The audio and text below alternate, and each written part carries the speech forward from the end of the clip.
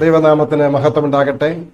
വീണ്ടും ഒരു പുതിയ ദിവസത്തിന്റെ പ്രഭാതം, പ്രത്യേകിച്ച് ഒരു അനുഗ്രഹിക്കപ്പെട്ട വിശുദ്ധ ദിവസത്തിന്റെ പ്രഭാതം കൂടി കാണുവാൻ ദൈവം നമ്മളെ ഓരോരുത്തരെയും ഇടയാക്കിയതോർത്ത് നന്ദിയോടെ ദൈവത്തെ സ്തുതിക്കാം. ഈ വിശുദ്ധ ദിവസത്തിലെ മോർണിംഗ് മന്നയിലേക്ക് നിങ്ങളെ ഏവരെയും ഹാർദവമായി സ്വാഗതം ചെയ്യുന്നതിൽ അതിയായ സന്തോഷമുണ്ട്. നമുക്ക് ഒരുമിച്ച്, പ്രത്യേകിച്ച് ഈ ജൂൺ മാസത്തിലേക്ക് നമ്മൾ പ്രവേശിച്ചിരിക്കുകയാണ്. ഈ ജൂൺ മാസത്തിലെ വിശുദ്ധ ദിവസം ദൈവം നമുക്ക് നൽകിയിരിക്കുന്നു. ഈ വിശുദ്ധ ദിവസത്തിൽ ദൈവത്തിന്റെ വചനമാകുന്ന മന്ന ഭക്ഷിച്ചുകൊണ്ട് നമ്മുടെ ഈ ശബത്തിന്റെ ആരംഭത്തെ, ഈ ദിവസത്തിന്റെ ആരംഭം കുറിക്കാം. ദൈവത്തിന്റെ അനുഗ്രഹത്തെ പ്രാപിക്കാം. ഒരുമിച്ച് നമുക്ക് ദൈവവചനം പഠിക്കാം. നിങ്ങൾ എല്ലാവരെയും ഒരിക്കൽ കൂടി സ്വാഗതം ചെയ്യുന്നു. നമുക്ക് ഒരുമിച്ച് ഇന്നത്തെ ചിന്തയിലേക്ക് പ്രവേശിക്കാം. ഇന്ന് നമ്മൾ ചിന്തിക്കുന്നത് സഹിക്കുന്ന സഭ എന്ന വിഷയമാണ്. സഹിക്കുന്ന സഭ. അതിനാധാരമായി ഒരു വേദഭാഗം വായിക്കാൻ ആഗ്രഹിക്കുന്നത് വെളിപ്പാട് പുസ്തകം 12-ാമത്തെ അധ്യായം 14-ാമത്തെ വാക്യം. അതിങ്ങനെ വായിക്കുന്നു: അപ്പോൾ സ്ത്രീക്ക് മരുഭൂമിയിൽ തന്റെ സ്ഥലത്തേക്ക് പറന്നു പോകേണ്ടതിന് വലിയ കഴുകിന്റെ 2 ചിറക് ലഭിച്ചു. അവിടെ അവളെ സർപ്പത്തോടകലെ ഒരു കാലവും ഇരുകാലവും അരക്കാലവും പോറ്റി രക്ഷിച്ചു. പ്രിയമുള്ളവരെ, നമുക്കറിയാം, നമ്മൾ ഈ ലോകത്ത് ജീവിക്കുമ്പോൾ വിവാഹ ജീവിതങ്ങൾ നമ്മൾ കണ്ടിട്ടുണ്ട്. പലരും വിവാഹം ഭയങ്കര ആഡംബരമായി ആഘോഷിക്കാറുണ്ട്. അങ്ങനെ ആഘോഷിക്കപ്പെട്ട വേണമെങ്കിൽ ഏറ്റവും വലിയ നൂറ്റാണ്ടിലെ കൊട്ടിഘോഷിക്കപ്പെട്ട ഏറ്റവും വലിയ വിവാഹം എന്ന് പറയാവുന്ന ഒരു വിവാഹമായിരുന്നു ചാൾസ് രാജകുമാരന്റെയും ഡയാനയുടെയും വിവാഹം. എന്നാൽ പ്രിയമുള്ളവരെ, ആ കൊട്ടിഘോഷിച്ചതുപോലെ ആ വിവാഹ ജീവിതം പിന്നീട് അതുപോലെ സന്തോഷകരമായിരുന്നില്ല. വളരെ വേഗത്തിൽ അവര് രണ്ടുപേരും വേർപിരിഞ്ഞതായിട്ട് നമുക്ക് മനസ്സിലാക്കാൻ കഴിയുന്നുണ്ട്. അതുപോലെയാണ് പലപ്പോഴും പല വിവാഹങ്ങളും അഥവാ പല വിവാഹ കഥകളും അവസാനിക്കുന്നത് എപ്പോഴും സന്തോഷത്തോടെ ജീവിച്ചു എന്നായിരിക്കത്തില്ല. വളരെ ആർഭാടമായി നടത്തി വന്ന പല വിവാഹങ്ങളും അവസാനിക്കുന്നത് അവർ സന്തോഷമായി ജീവിച്ചു എന്ന് ആയിരിക്കത്തില്ല അതിന്റെ അവസാനം പലപ്പോഴും. എന്നാൽ ഇതുപോലെയാണ് നമ്മൾ നമ്മുടെ വിശ്വാസ ജീവിതത്തെ സഭയുമായി ബന്ധപ്പെടുത്തി നോക്കുമ്പോഴും ഒരു വിവാഹ ബന്ധം പോലെയാണ് ഈ സഭയും ദൈവവുമായിട്ടുള്ള ബന്ധം. ഈ അഗസ്റ്റിൻ എന്ന് പറയുന്ന വ്യക്തി ഒരു സ്വപ്നം കാണുകയുണ്ടായി. അദ്ദേഹത്തിന്റെ ആഗ്രഹം ലോകത്ത് സമാധാനവും ഐക്യവും കൊണ്ടുവരണം എന്നുള്ളതായിരുന്നു ആഗ്രഹിച്ചിരുന്നത്, വിശ്വസിച്ചിരുന്നത്. അദ്ദേഹം ഒരു സ്വപ്നം കാണുകയുണ്ടായി. അദ്ദേഹത്തിന്റെ ദ സിറ്റി ഓഫ് ഗോഡ് എന്ന് പറയുന്ന പുസ്തകത്തിൽ അദ്ദേഹം അതിനെക്കുറിച്ച് രേഖപ്പെടുത്തിയിട്ടുണ്ട്.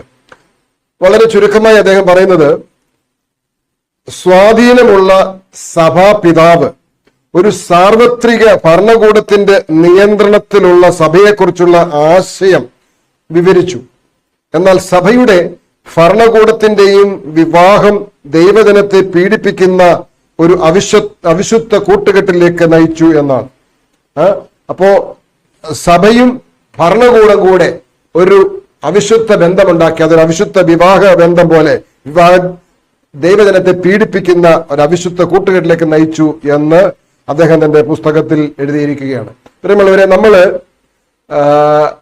ഇന്നത്തെ ചിന്താവിഷയം സഹിക്കുന്ന സഭ എന്നാണ്. നമ്മൾ വായിച്ച വേദഭാഗം സ്ത്രീക്ക് മരുഭൂമിയിൽ തന്റെ സ്ഥലത്തേക്ക് പറന്നു പോകേണ്ടതിന് വലിയ കഴുകന്റെ 2 ചിറക് ലഭിച്ചു. അവിടെ അവളെ സർപ്പത്തോടകലെ ഒരു കാലവും ഇരുകാലവും അരക്കാലവും പോറ്റി രക്ഷിച്ചു എന്നാണ്. ഇത് നമ്മൾ പഠിച്ചിട്ടുള്ളതാണ്, നമുക്കറിയാവുന്നതാണ്. ഒരു കാലം എന്ന് പറയുന്നത് 1 വർഷം, ഇരുകാലം എന്ന് പറയുന്നത് 2 വർഷം, അരക്കാലം എന്ന് പറയുന്നത് 6 മാസം അഥവാ 1/2 വർഷം. അങ്ങനെ 2ഉം 1ഉം 3ഉം 3.5 വർഷം. അതായത് 3.5 വർഷത്തെ നമ്മൾ മനസ്സിലാക്കുമ്പോൾ 1260 ദിവസം അഥവാ 1260 വർഷം എന്ന് നമുക്ക് മനസ്സിലാക്കാൻ കഴിയും. ഈ 1260 വർഷം, അതായത് AD 538 ജസ്റ്റീനിയൻ ചക്രവർത്തി റോമിലെ ബിഷപ്പിനെ എല്ലാ പള്ളികളുടെയും തലവനാക്കിയപ്പോൾ ജസ്റ്റീനിയന്റെ ജനറൽ ബെലിസാരിയസ് റോമിനെ സ്വതന്ത്ര രാജ്യമാക്കി. മത നേതാവായ പോപ്പിന് ലഭിച്ച അധികാരം ഉപയോഗിച്ച് സഭയുടെ പഠിപ്പിക്കലുകൾ നടപ്പിലാക്കാനും മതവിരോധികളെ ഇല്ലാതാക്കാനും കഴിഞ്ഞു. അങ്ങനെ ബൈബിൾ പ്രവചനത്തിൽ മുൻകൂട്ടി പറഞ്ഞതുപോലെ സഭയ്ക്കായി 1260 വർഷത്തെ ഉപദ്രവങ്ങൾ ആരംഭിച്ചു. നമ്മൾ ദാനിയേൽ പുസ്തകം 7-ാം അധ്യായം അതിന്റെ 25-ാമത്തെ വാക്യം വായിച്ചാൽ, അവൻ അത്യുന്നതനായവന് വിരോധമായി വൻപ് പറയുകയും അത്യുന്നതനായവന്റെ വിശുദ്ധന്മാരെ ഒടുക്കിക്കളയുകയും സമയങ്ങളെയും നിയമങ്ങളെയും മാറ്റുവാൻ ശ്രമിക്കുകയും ചെയ്യും. കാലവും കാലങ്ങളും കാലാംശവും അവന്റെ കയ്യിൽ ഏൽപ്പിക്കപ്പെട്ടിരിക്കുന്നു. മുമ്പേ നമ്മൾ വായിച്ച ഒരു കാലവും ഇരുകാലവും അരക്കാലവും, ഇവിടെ പറഞ്ഞിരിക്കുന്ന കാലവും കാലങ്ങളും കാലാംശവും ഒരേ കാര്യത്തെയാണ് സൂചിപ്പിക്കുന്നത്, ഒരേ കാലഘട്ടത്തെയാണ് സൂചിപ്പിക്കുന്നത്. അപ്പോൾ നേരത്തെ നമ്മൾ പറഞ്ഞതുപോലെ, മനസ്സിലാക്കിയതുപോലെ, ഒരു വിവാഹ കൂട്ടുകെട്ട് പോലെ സഭയും രാജ്യവും ഒരുമിച്ച് ചേർന്നുകൊണ്ട്, ഭരണകൂടവും മതവും ഒരുമിച്ച് ചേർന്നുകൊണ്ട് യഥാർത്ഥമായ ദൈവത്തെ അനുസരിക്കുന്ന ദൈവത്തിന്റെ സത്യവിശ്വാസികളായിരിക്കുന്ന സഭാജനത്തെ, ആ സഭാകൂട്ടത്തെ എന്ത് ചെയ്യാൻ തുടങ്ങി?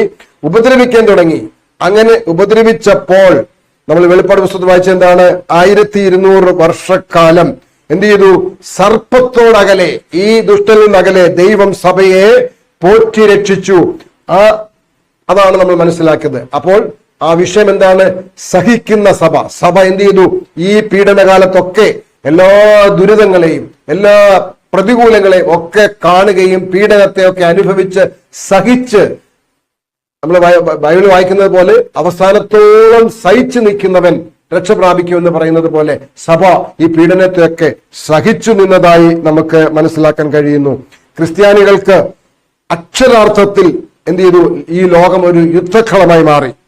ചിതറിത്തെറിച്ച രക്തം സഭയെ കളങ്കപ്പെടുത്തി. യഹോവ എന്നാൽ ഒരു ശേഷിപ്പിനെ സംരക്ഷിച്ചു. നമ്മൾ ആ വെളിപ്പാട് പുസ്തകത്തിൽ വായിച്ചതുപോലെ സ്ത്രീ മരുഭൂമിയിലേക്ക് ഓടിപ്പോയി. അവിടെ അവളെ 1260 ദിവസം പോറ്റേണ്ടതിന് ദൈവം ഒരുക്കിയ സ്ഥലം അവൾക്കുണ്ടായിരുന്നു. ഒരു സ്ഥലത്ത് ദൈവം എന്ത് ചെയ്തു? 1260 വർഷം സഭയെ ഈ പീഡനത്തിൽ നിന്നൊക്കെ മാറ്റി അവളെ ഒളിപ്പിച്ച് താമസിപ്പിച്ചു, സംരക്ഷിച്ചു. ഈ പ്രാവചനിക കാലഘട്ടത്തിന്റെ അവസാനത്തിൽ, അതായത് AD 538 ആരംഭിച്ച 1260 വർഷം അവസാനിക്കുന്നത് 1798 ഈ 1798 നമ്മൾ വെളിപ്പാട് പുസ്തകം 13-ാം അധ്യായം അതിന്റെ 3-ാമത്തെ വാക്യത്തിൽ വായിക്കുന്ന പോലെ വിശ്വാസത്യാഗിയായ സഭയ്ക്ക് മാരകമായ മുറിവ് ഏറ്റു. അങ്ങനെ 1798 ആ പീഡനകാലം അവസാനിച്ചു. ഈ 1260 വർഷം പീഡനം സഹിക്കേണ്ടി വന്ന സഭയെ ദൈവം സംരക്ഷിച്ചു എന്ന് ദൈവത്തിന്റെ വചനത്തിലൂടെയും ചരിത്ര രേഖകളിലൂടെയും നമുക്ക് മനസ്സിലാക്കാൻ കഴിയുന്നു. അതുകൊണ്ട് പ്രിയമുള്ളവരെ, ആ കാലഘട്ടത്തിലെ പീഡനത്തെ ദൈവജനം സഹിച്ചു എങ്കിൽ സാത്താന്റെ പോരാട്ടം ഇന്നും അവസാനിച്ചിട്ടില്ല. സാത്താൻ ഇന്നും ദൈവസഭയോട് പോരാടിക്കൊണ്ടിരിക്കുന്നു. ഇവിടെ നമുക്ക് സഹിഷ്ണുതയോടെ അതിനെ ജയിക്കേണ്ടതുണ്ട്. ആ സഹിഷ്ണുതയോടെ അതിനെ ജയിക്കുവാൻ തക്കവണ്ണം നമ്മൾ ഓരോരുത്തരും പ്രതിജ്ഞാബദ്ധരായി ദൈവത്തോട് കൂടുതൽ അടുത്ത് ദൈവവചനം കൃത്യമായി പഠിച്ച് പരിശുദ്ധാത്മ നിറവോടുകൂടി നമ്മൾ ജീവിക്കുമെങ്കിൽ ദൈവം നമ്മളെയും ഇനി വരുന്ന പീഡനകാലത്തിലും സംരക്ഷിക്കുമെന്നുള്ളതിന് യാതൊരു സംശയമില്ല. ഇപ്പൊ നടന്നുകൊണ്ടിരിക്കുന്ന പോരാട്ടത്തിലും നമുക്ക് അതിജീവിക്കാൻ കഴിയും എന്നുള്ളതിന് യാതൊരു സംശയമില്ല. പ്രിയമുള്ളവരെ, നമ്മൾ ചിന്തിച്ചു നോക്കേണ്ടത്, എപ്പോഴെങ്കിലും നമ്മുടെ വിശ്വാസത്തിന്റെ പേരിൽ നമുക്ക് ഏതെങ്കിലും വിധത്തിലുള്ള പീഡനം അനുഭവിക്കേണ്ടി വന്നിട്ടുണ്ടോ? അങ്ങനെ അനുഭവിക്കേണ്ടി വന്നിട്ടുണ്ടെങ്കിൽ അപ്പോൾ എങ്ങനെയാണ് നമുക്കതിൽ നിന്ന് ആശ്വാസം കണ്ടെത്താൻ കഴിഞ്ഞത്? ആരാണ് നമ്മളെ ശക്തീകരിച്ചത് എന്ന് നമ്മൾ ഓർത്ത് നോക്കണം. ഏതെങ്കിലും അവസ്ഥയിലൂടെ നമുക്ക് പീഡനത്തിന്റെ അനുഭവത്തിൽ കടന്നു പോയിട്ടുണ്ടെങ്കിൽ അവിടെ നമ്മൾ ദൈവത്തിൽ നിന്ന് ശക്തി പ്രാപിച്ച് നമുക്ക് ആശ്വാസം കണ്ടെത്താൻ കഴിഞ്ഞിട്ടുണ്ടെങ്കിൽ അത് സാക്ഷ്യമായി മറ്റുള്ളവരോട് പറഞ്ഞുകൊണ്ട് അത് മറ്റുള്ളവർക്ക് പ്രചോദനമായി പീഡനത്തെ നേരിടുവാൻ ദൈവശക്തി നമുക്ക് ധാരാളമായി ഉണ്ട് എന്ന് നമ്മൾ എപ്പോഴും ഓർത്തുകൊണ്ട് മറ്റുള്ളവരെയും ഉത്സാഹിപ്പിക്കേണ്ട ഉത്തരവാദിത്വം നമുക്കുണ്ട്. അതുകൊണ്ട് സഹിക്കുന്ന സഭ, നമ്മുടെ സഭ സകലത്തെയും സഹിക്കാൻ കഴിവുള്ള ശക്തി ലഭിച്ചിരിക്കുന്ന ഒരു സഭയായി മാറേണ്ടതുണ്ട്. നമുക്ക് സഹിച്ചുകൊണ്ട് സഹിഷ്ണുതയോടെ വിശ്വാസത്തിൽ ഉറച്ചു നിൽക്കാം. ദൈവത്തിന്റെ വരവ് ഏറ്റവും അടുത്തിരിക്കുന്നത് കൊണ്ട് പ്രിയമുള്ളവരെ, ഒരു ശേഷിപ്പ് ദൈവം അവശേഷിപ്പിച്ചിട്ടുണ്ട്. ആ ശേഷിപ്പ് സഭയ്ക്ക് ഒരു ദൗത്യമുണ്ട്. ആ ദൗത്യം നമുക്ക് നിറവേറ്റുവാൻ ദൈവം നമ്മളെ ഓരോരുത്തരെയും സഹായിക്കട്ടെ. അതിനെ നമുക്ക് ഒരുങ്ങാം. ദൈവം നിങ്ങളെ എല്ലാവരെയും ഈ വിശുദ്ധ ദിവസത്തിൽ അനുഗ്രഹിക്കട്ടെ എന്ന് പ്രാർത്ഥിക്കുന്നു. നമുക്ക് ഒരുമിച്ച് പ്രാർത്ഥിക്കാം. നിങ്ങളുടെ പ്രാർത്ഥനാ വിഷയങ്ങൾ എന്ത് തന്നെയാണെങ്കിലും നമുക്കതെല്ലാം ഒരുമിച്ച് എന്നോട് ചേർന്ന് നമുക്ക് ഒരുമിച്ച് പ്രാർത്ഥിക്കാവുന്നതാണ്. പ്രാർത്ഥിക്കുമ്പോൾ ഇന്ന് ജന്മദിനമുള്ള പ്രിയപ്പെട്ടവരെ കൂടി ഓർത്ത് പ്രാർത്ഥിക്കാം. കോഴഞ്ചേരി സഭയിലെ ജിനു എം സജി ജന്മദിനം ഓർക്കുന്ന ദിവസമാണ്. ജിനു എം സജിക്ക് എല്ലാവിധമായ ജന്മദിന ആശംസകൾ നേരുന്നു. ദൈവം തന്റെ ജീവിതത്തിൽ ഒരു വർഷം കൂടി നൽകിയത് ദൈവനാമ മഹത്വത്തിനായി പ്രയോജനപ്പെടുവാൻ ഇടയാക്കട്ടെ എന്ന് നമുക്ക് പ്രാർത്ഥിക്കാം. നമുക്ക് സകല വിഷയങ്ങളും ഈ സമയത്ത് ഓർത്ത് പ്രാർത്ഥിക്കാം.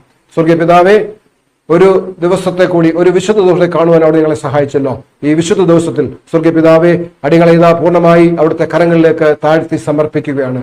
സഹിക്കുന്ന സഭ എന്ന വിഷയത്തെക്കുറിച്ച് കർത്താവെ അല്പമായി ചിന്തിപ്പാൻ ഞങ്ങളെ സഹായിച്ചല്ലോ. 1260 വർഷം സഭയെ പിശാച് പീഡിപ്പിച്ചപ്പോൾ കർത്താവ് സഭയെ സംരക്ഷിച്ചത് കർത്താവ് ഞങ്ങൾക്ക് പ്രചോദനമായിരിക്കുവാൻ ഈ വരുന്ന കാലഘട്ടങ്ങളിലും ഇനി വരുന്ന അങ്ങയുടെ വരവരെയും സഭ നേരിടേണ്ടതായ എല്ലാ പോരാട്ടത്തിലും സഭയായി വ്യക്തികളെ കർത്താവെ ഞങ്ങൾക്ക് പോരാട്ടമുണ്ട് എന്ന് മനസ്സിലാക്കിക്കൊണ്ട് ഞങ്ങൾ അങ്ങയിൽ അഭയം പ്രാപിച്ച് സംരക്ഷണത്തോടെ സകലത്തിനെയും സഹിക്കുവാനുള്ള കഴിവ് ഞങ്ങൾക്ക് തരണമേ എന്ന് പ്രാർത്ഥിക്കുന്നു. വചനം കേട്ട എല്ലാവരെയും കർത്താവ് പ്രത്യേകമായി അനുഗ്രഹിക്കണമേ എന്ന് പ്രാർത്ഥിക്കുന്നു. പ്രത്യേകിച്ച് ഏതെങ്കിലും പ്രയാസത്തിലൂടെ കടന്നു പോകുന്നവരുണ്ടെങ്കിൽ, ശാരീരിക അസ്വസ്ഥതകൾ, പ്രയാസങ്ങളുള്ളവർ കർത്താവിന്റെ കരമയച്ച് അവർക്കെല്ലാം ആശ്വാസം എന്ന് പ്രാർത്ഥിക്കുന്നു. പ്രത്യേകിച്ച് കർത്താവെ, ഇന്ന് ജന്മദിനം ഓർക്കുന്ന ജിനു എം സജിക്ക് വേണ്ടി പ്രാർത്ഥിക്കുന്നു. കർത്താവ് തന്റെ ജീവിതത്തിൽ നൽകിയതായ ഒരു ആയുസ്സിന്റെ ഒരു വർഷം കൂടി കർത്താവിന്റെ നാമമഹത്വനെ പ്രയോജനപ്പെടുത്തുവാൻ കർത്താവ് സഹായിക്കണമേ. എല്ലാ നന്മകളാലും ആരോഗ്യം, ബലം, ആയുസ് എല്ലാം കൊടുത്ത് അവിടുന്ന് സഹായിക്കണമേ എന്ന് പ്രാർത്ഥിക്കുന്നു. അങ്ങനെയെല്ലാം നമ്മൾ നിരക്കണം. അടികളെല്ലാവരും ഒരു പ്രാവശ്യം കൂടെ അങ്ങയുടെ കരങ്ങൾ താഴ്ത്തുന്നു. കർത്താവെ, അന്ത്യത്തോളം അടികളെ കാത്തു പരിപാലിച്ച് അങ്ങയുടെ വരവിനായി ഒരുക്കണമെന്ന് ഞങ്ങൾക്ക് ജീവൻ തന്ന യേശുവിന്റെ നാമത്തിൽ താഴ്മ അപേക്ഷിക്കുന്നു. കൃപയോടെ കേൾക്കണമേ സ്വർഗീയ പിതാവേ. നിങ്ങൾക്ക് ഏവർക്കും ഏറ്റവും അനുഗ്രഹിക്കപ്പെട്ട ഒരു വിശുദ്ധ ദിവസം നേരുന്നു. ഈ വിശുദ്ധ ദിവസത്തിന്റെ അനുഗ്രഹം ആരംഭം മുതൽ അവസാനം വരെ പ്രാപിപ്പാൻ നമുക്ക് ദൈവിക ചിന്തയോടെ ദൈവവചനപ്രകാരം ജീവിപ്പാൻ ഇടയാക്കട്ടെ. എല്ലാ നന്മകളും ദൈവം നമുക്ക് നൽകട്ടെ. ആമേൻ.